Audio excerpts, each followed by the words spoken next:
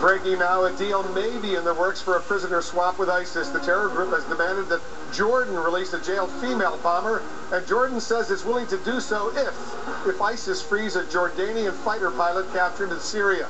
The demand came in a video message from a Japanese ISIS hostage whose comrade has already been beheaded. His own fate is unknown. At the same time, hair-trigger tensions along Israel's northern border area. 2 Israeli soldiers are dead in a Hezbollah missile attack, and Israeli Prime Minister Benjamin Netanyahu warns those behind it will pay a price. Israel has retaliated with heavy shelling, and a UN peacekeeper has died in the cross-border violence. We have full coverage of both of these breaking stories and a whole lot more. Our correspondents and analysts are standing by, along with Jordan's foreign minister and State Department spokeswoman Jen Psaki. Let's begin with our chief national security correspondent, Jim Sciutto. He has the very latest. Jim? Well, this would be the complicated, the difficult deal, a convicted terrorist in exchange for Jordanian pilot, possibly as well a Japanese journalist. But a Jordanian government source tells me today that an exchange is not imminent. The key obstacle is that ISIS has not presented proof of life, that is, evidence that that Jordanian pilot is still alive. And without that, Jordanian officials say there will be no prisoner exchange. At the Turkey-Syria border today, an anxious wait for a prisoner exchange that so far hasn't happened. Today, Jordan made a bold public offer to release this woman, Sajida al-Rashawi, a failed suicide bomber from a devastating attack on Amman hotels in 2005 that killed dozens.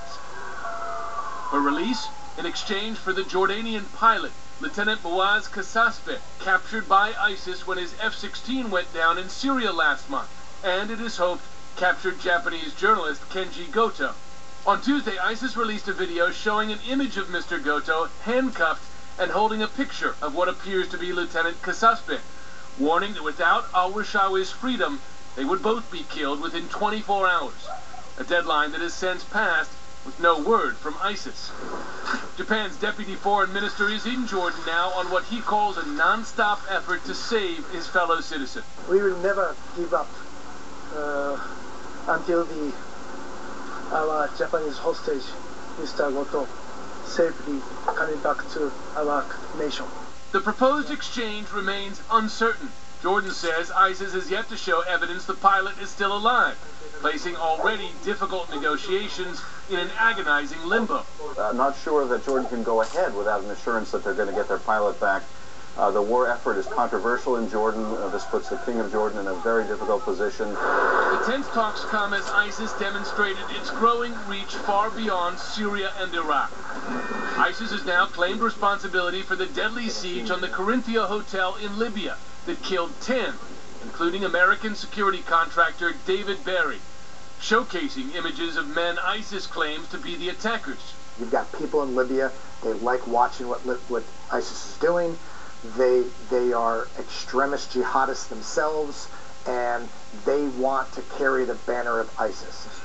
Expanding in Libya, but pushed back in Syria, where Kurdish forces are celebrating the retaking of the town of Kobani, though only after a relentless air campaign of U.S.-led strikes, some 700 over 4 months.